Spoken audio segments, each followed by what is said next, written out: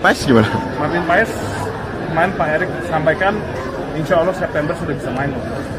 Jadi Pak Erik ini dia juga punya tim lawyer yang mengerti mengenai sports di internasional. Jadi semua kemungkinan itu sudah dibahas dan dipertimbangkan secara hukum dan regulasi yang ada di olahraga, khususnya di FIFA. Yang pasti secintanya kamu, secintanya itu juga kami. Keinginan kamu yang besar sama dengan keinginan kami yang besar juga untuk masalah Martin Paes. Kami berjuang terus. Sudah mengatakan bahwa siap untuk bermain untuk Indonesia jika diusahakan biar gol, biar ini berhasil. Kalau PSSI sudah serius seperti ini, saya pikir ini hanya soal waktu. Oke, kembali lagi bersama saya di channel kebanggaan kita semua. Pada kesempatan kali ini sahabat-sahabat Garuda, ini ada beberapa informasi tentang update dari Martin Paes, kemudian skuad terbaru untuk menghadapi putaran ketiga kualifikasi Piala Dunia 2026 zona Asia bersama Coach Sintayong untuk 2027 mendatang. Jadi 3 tahun kita akan bersama Coach Sintayong dan bersama kepemimpinan dari Pak Erick Thohir ya sahabat Garuda. Dan di sini kita sebelum pada persoalan dari update starting timnas Indonesia, di sini ada update tentang kabar dari naturalisasi atau perpindahan federasi, kita sebut saja pemain diaspora dari seorang Martin Paes. Kabarnya dari sosok Menpora di sini sudah menyatakan bahwa Martin Paes sudah bisa memperkuat timnas Indonesia di bulan September. Jadi catat ini sahabat-sahabat Garuda. Ini adalah hal paling penting di pertahanan, yaitu di sosok kiper ya, dimana timnas Indonesia akan punya penjaga gawang yang sangat tangguh, kuat dan bisa menghalau dan bisa menyelamatkan serangan-serangan lawan yang sangat berbahaya ya. Baik itu tipuannya ataupun dari skema menyerang yang dilakukan oleh para lawan timnas Indonesia di kualifikasi Piala Dunia 2026. Namun jadi dengan pernyataan tersebut dari sosok Menpora, sosok Adi Tujo itu menyatakan bahwa kalau di bulan September jadi otomatis Martin Paes ini bisa segera memperkuat tim Indonesia dan memakai jersey kebanggaan skuad Garuda di putaran ketiga. Pertanyaannya, bisakah Martin Paes itu bisa memperkuat di Piala AFF mendatang di senior? Tetapi ini masih simpang siur, tetapi kemungkinan besar timnas senior akan masih menggunakan skuad plan B. Untuk skuad plan B mungkin masih banyak ya, banyak dari pilihan-pilihan dari pemain lokal kita ataupun pemain lokal yang sedang abroad atau bermain di liga luar. Sebut saja di sana ada Sadil Ramdhani, kemudian ada juga yang bermain di Thailand, itu siapa saya lupa ya. Tapi sosok Malik Rizadi masih menjadi tumpuan untuk lini depan. Kemudian kalau di lini tengah ini ada banyak pilihan ya, bisa jadi Mark Klok atau Beckham Putra atau Deddy Kusnandar. Tetapi back itu sudah ada Fahrudin dan lain sebagainya ya. Yang kalau Fahrudin itu kita bicara sudah bisa membawa skuad Madura United bisa tampil di runner up di Championship Series kemarin. Tetapi kita fokusnya sekarang adalah kepada pada putaran ketiga kualifikasi Piala Dunia 2026 zona Asia. Jadi dalam update kali ini adalah pernyataan bahwa skuad Garuda akan memakai skema yang luar biasa dengan terakhir dengan kedatangan dari Calvin Verdong dan Jean Reven di timnas level usia kemarin untuk Reven. Kemudian Verdong di sini akan memperkuat di lini pertahanan di lini samping timnas Indonesia ya. Di sana ada banyak sekali pilihan. Kalau ada Seni Petinama, kemudian ada Sandiwas, kemudian Calvin Verdong, ataupun ada Pratama Rahan yang bakal mengisi posisi tersebut. Kalau untuk posisi belakang atau kita sebut dengan back jantung pertahanan masih ada Jaises yang sangat primadona di sana di Italia dan bisa membuat pertahanan timnas Indonesia itu sangat tangguh sekali ya. Jadi sahabat-sahabat Garuda, seperti apa update starting kesebelasan timnas Indonesia di putaran ketiga kualifikasi Piala Dunia 2026, khususnya di laga pertama ketika putaran 3 nanti adalah melawan Arab Saudi yang akan tandang ke sana. Di sini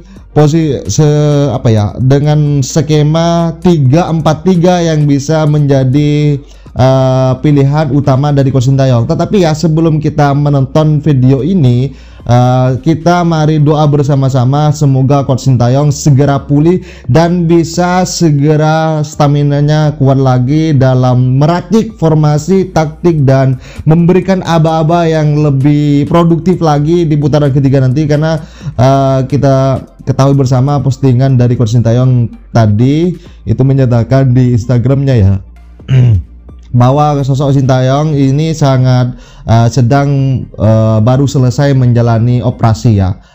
Sangat sekali ya kalau kita lihat di mana saja yang sedang dibedah itu ada fotonya di situ di IG Coach Sintayong, bahwa di lehernya ada, kemudian di sininya juga ada. Semoga Coach Sintayong ini segera pulih dan segera bergabung dan bisa melatih timnas Indonesia senior di putaran ketiga kualifikasi Piala Dunia 2026. Jadi seperti apa untuk cuplikan atau pernyataan yang telah saya rangkum di sini, bahwa sosok Martin Paes ingat akan segera memperkuat timnas Indonesia di bulan September nanti. Kemudian dari proses starting dari timnas Indonesia di kualifikasi Piala Dunia 2026 terdekat adalah melawan Arab Saudi. Jadi seperti apa? Mari kita simak bersama.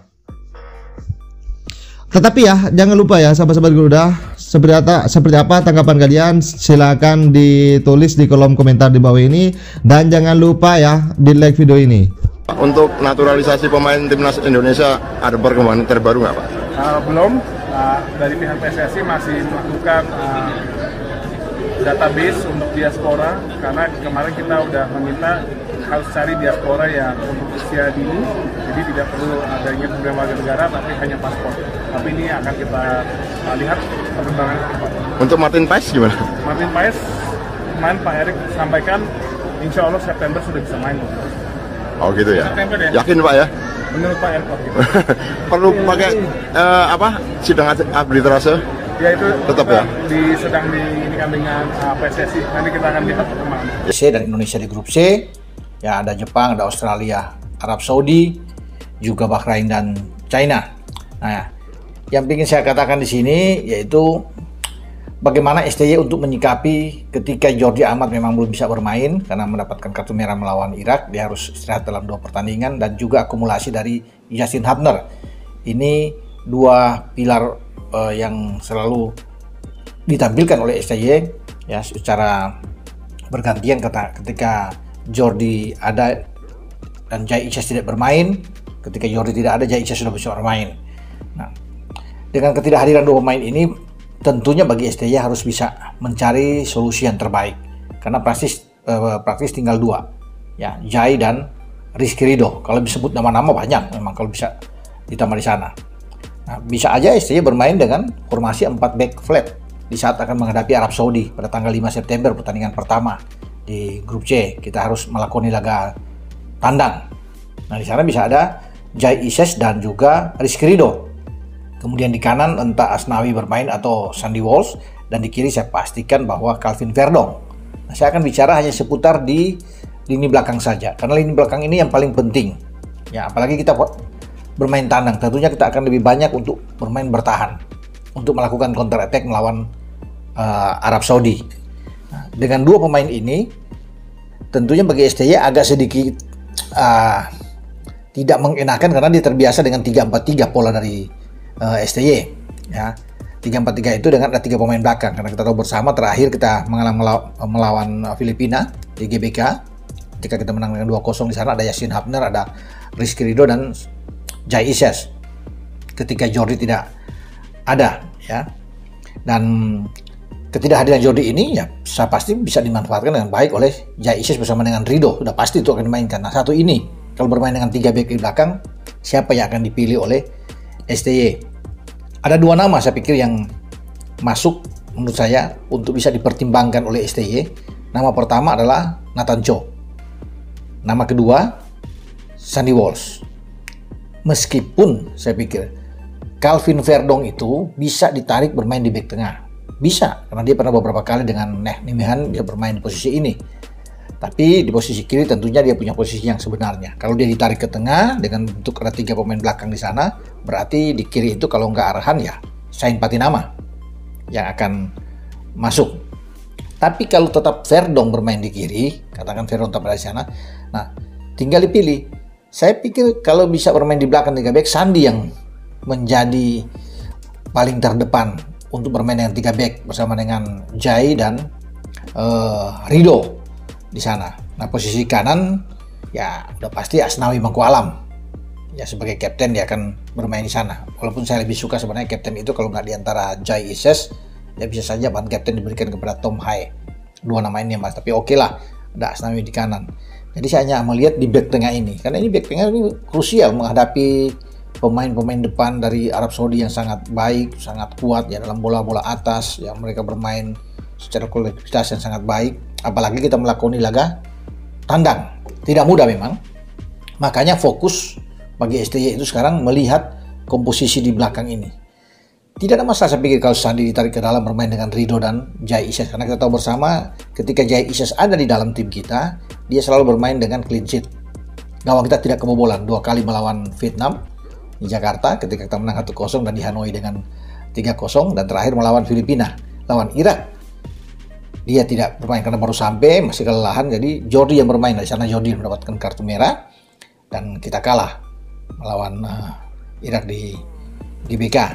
Jadi ini pasti entah secara kebetulan ketika Jordi tidak ada dan Jai akan bermain. Nah disinilah ujian sebenarnya, tantangan bagi Jai yang bersama dengan 2 temannya yang akan disandingkan oleh STY untuk menghadapi tekanan dari Arab Saudi. Karena pertandingan pertama ini memang selalu sulit siapapun, bukan buat Indonesia, buat Arab juga. Ini akan agak berat. Kalau sampai imbang, kita bisa menahan draw Arab, ini modal bagus ketika kita balik ke kandang pada tanggal 10 September untuk bisa menjamu Australia. Ya, makanya kalau kita tidak kalah ini bagus, positif sekali buat kita. Ya, tapi pasti Arab Saudi ya akan berusaha habis-habisan. Manci ini dengan kekuatan dia, dengan pengalaman dia sebagai pelatih akan menginstruksikan tim dia untuk bisa meraih 3 poin, kan kesempatan. Kalau sampai mereka hilang poin melawan Indonesia sangat rugi buat Arab Saudi. Tapi kita masih punya kesempatan memang untuk bisa membuat kejutan, apalagi dengan kalau ada beberapa pemain yang akan masuk. Nah sekarang kan posisi tim kita ini tidak sama dengan tim yang ada di Piala Asia ketika di Januari lalu ada sana, karena kita sudah ketambahan Jai ya, Jai Ises, kemudian Calvin Verdong, Ragnar Oratmangun dan Tom Hai yang sudah ada, yang mereka tidak tampil di Piala Asia. Sekarang mereka ada, kalau ketambahan lagi dari 3-4 pemain baru lagi yang masuk ya, seandainya ini ada, dan saya pikir ini sedang dipikirkan oleh PSSI, kita akan tambah kuat. Tapi saya bicara kembali ke belakang ya. Jadi teman-teman ya, menurut saya bahwa 3 belakang itu akan dimainkan oleh Jai, Rido, dan juga dengan Sandi.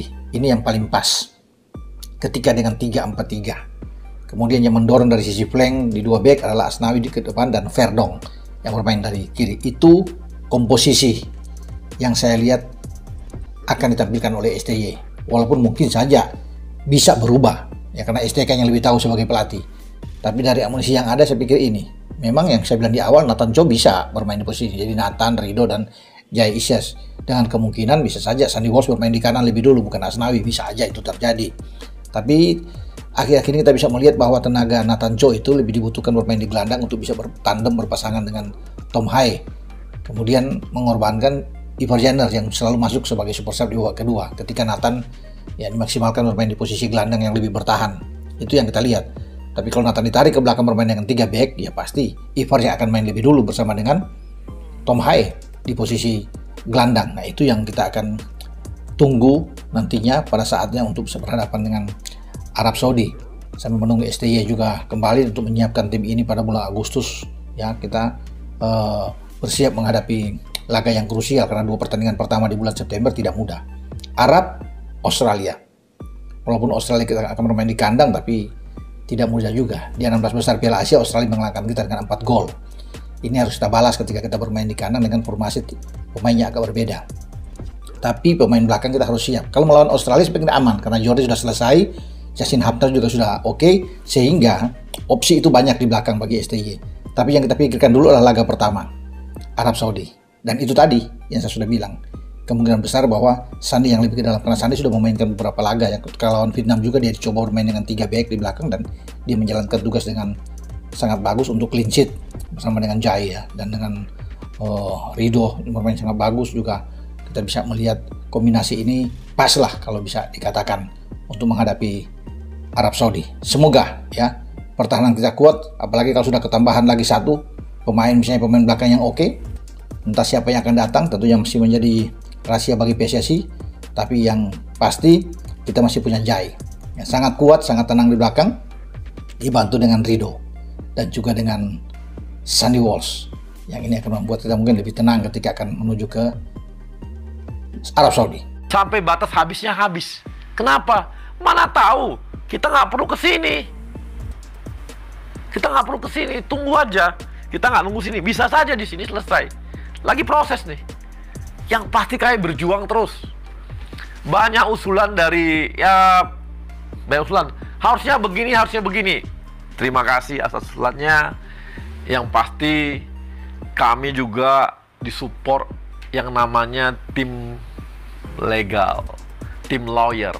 Jadi Pak Erik ini dia juga punya tim lawyer yang mengerti mengenai sports di internasional. Jadi paham mengenai hukum-hukum sports untuk internasional. Jadi tim Pak Erik ini ada juga yang begitu teman-teman. Ada tim lawyernya juga. Jadi semua kemungkinan itu sudah dibahas dan dipertimbangkan secara hukum dan regulasi yang ada di olahraga, khususnya di FIFA. Jadi jangan takut, terima kasih masukannya. Tapi ini sudah ada lawyernya, udah hitung semua celah-celah hukumnya, semua ininya. Tapi kan kami nggak bisa sampaikan langkah-langkahnya bagaimana, detil-detilnya. Namanya juga berjuang secara hukum, ada langkah-langkahnya. Nanti ini kami siapkan semua nih, lagi berjuang terus. Ada yang bilang, itu bang 2 bulan ada selesai dicas dan sebagainya. Namanya sidang-sidang kan tentukan pengadilannya ya. Emang kita bisa intervensi? Mana bisa intervensi bro. Intervensi jadwal sidang mau cepat-cepat, nanti bilang wah itu buktinya dia bisa 2 bulan, berarti lobbynya kuat. Woi, lobby, kau kira bisa hukum-hukum di lobby di situ? Kau lobby, ini bukan urusan lobby. Ini urusannya kita, proses hukumnya ada. Ini karena udah regulasi bos. Namanya regulasi, maka harus dijawab secara tata cara hukum, bukan tata cara lobby. Ya, belajar nih kita, belajar. Ayo belajar, kita harus belajar melihat dari situasi yang ada. Yang pasti secintanya kamu, secintanya itu juga kami. Keinginan kamu yang besar sama dengan keinginan kami yang besar juga untuk masalah Martin Paes. Kami berjuang terus. Kalaupun gagal nanti, kita udah maksimal untuk berjuang. Nggak mungkin kami nggak maksimal berjuang. Teman-teman tahu kan bagaimana cara kita bekerja dan cara Pak Erik bekerja dan bagaimana cara beliau begitu mencintai sepak bola ini. Ya begitu juga cara kerja kami. Nggak usah ragu bos. Yakin kan? Kan udah tahu selama ini bagaimana kerja kita ya kak. Sudah mengatakan bahwa siap untuk bermain untuk Indonesia jika dipanggil untuk melakukan lobby-lobby ini. Dan dia berharap dalam upaya usaha ini bisa mendapatkan hasil yang baik. Ya semoga Kevin Dix bisa. Kemudian kedua saya menanyakan lagi soal Ole Romani. Karena kita kan butuh striker. Tanpa striker akan sangat sulit. Nomor 9 di depan kita agak lemah. Ya, menjadi masalah utama buat kita di tim nasional, terutama melawan Irak kemarin, termasuk melawan Filipina, walaupun kita bisa menang melawan Filipina, tapi di depan ini sulit. Ada Rafael Struijk memang, tapi bukan tipikal nomor 9 yang baik, ya. Dia bisa bermain sebagai flank. Oke, kita untuk di tim di Indonesia ya, atau pemain-pemain yang bermain di Liga 1, kita masih punya pemain rising star misalnya seperti Malik Rizaldi, ya, atau dengan Dimas Derajat, tetapi itu tidak cukup juga. Sehingga menurut saya perlu untuk datangkan pemain yang baik. Ole Romani, nama yang saya sebut-sebut lagi nih, karena kan sudah lama Ole Romani sudah pernah dihubungi dan mengatakan bahwa dia pernah masih mempertimbangkan soal ini. Nah, saya tegaskan lagi kemarin, bagaimana dengan Ole Romani? Pak Ketua lagi-lagi bilang sudah tetap masuk ya dalam radar mereka, dan sekarang sedang diupayakan juga, diusahakan biar gol, biar ini berhasil. Jadi teman-teman semua, kita berdoa bersama agar Kevin Dix dan paling tidak Ole Romeni ini bisa oke, ya, sehingga dalam 1-2 bulan ini bergerak dan ada jawaban pasti dari keduanya ketika PSSI sedang membuka diri untuk bisa mengambil mereka, ya, karena mereka sudah tertarik untuk bisa bergabung dengan tim nasional Indonesia. Karena mungkin teman-teman mereka kan banyak ya, ada Ragnar Oratmangun, Tom Haye, Jai Itse sudah ada Justin Hubner, ada Ivar Jenner, ya, Rafael Stuik, Sandy Walsh, Sain Patinama, semua mereka ini berkawan, termasuk dengan Nathan Cho, sehingga memungkinkan mereka bisa ikut bergabung, ya. Dan kalau PSSI sudah serius seperti ini, saya pikir ini hanya soal waktu. Sekali lagi, soal waktu untuk kita bisa mendapatkan Kevin Dix dan Ole Romeni. Ada mungkin nama lain yang masuk, karena bukan hanya sampai di 2 ini, akan ada 3-4 pemain lagi ke depan, ya, selain Ole dan Dix, mungkin ada 1-2 lagi sehingga ada 4, tapi kita belum tahu. Sementara ini dulu karena saya sedang diupayakan, sedang diusahakan. Jadi Pak Erik juga mengatakan ya kita berdoa bersama-sama lah agar apa yang diupayakan ini berhasil, bisa mendapatkan sesuatu yang positif ya ke depan. Ya, sambil kita tunggu teman-teman, ya, info-info ke depan lagi, siapa lagi pemain-pemain yang sedang dalam bidikan. Banyak memang, kalau bisa dikatakan, kan sudah ya, banyak teman-teman juga mengatakan, bagaimana dengan Miss Hilgers? Belum, saya belum bisa mengatakan ke depan, karena baru 2 ini yang saya tanyakan, dan sedang diupayakan, diusahakan. Berarti, sudah bergerak, sudah, kita tinggal tunggu aja, ya, semoga bisa berhasil untuk next. Oke sahabat Garuda, itulah cuplikannya yang sangat penting bagi kita, mulai dari proses Martin Paes yang akan segera merampungkan di CAS atau Arbitrecht olahraga Belanda, di mana Martin Paes ini akan segera bergabung dan memperkuat lini pertahanan timnas Indonesia di penjaga gawang. Tentunya ini adalah seperti kita ketahui bahwa sosok Pak Erick Thohir sudah mengatakan bahwa timnas senior sudah punya 2 kali 11. Jadi ada starting utama, dan untuk cadangan sudah bisa selevel dengan starting 11 yang lebih utama ya. Kemudian dari starting ini barusan ini sudah sangat luar biasa.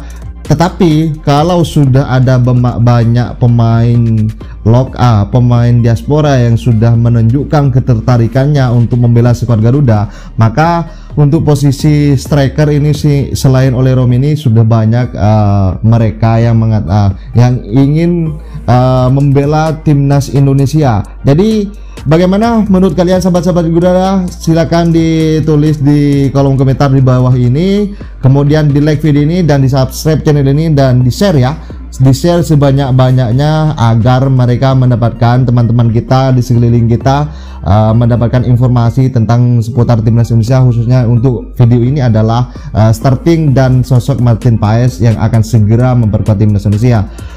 Bersama saya, salam olahraga.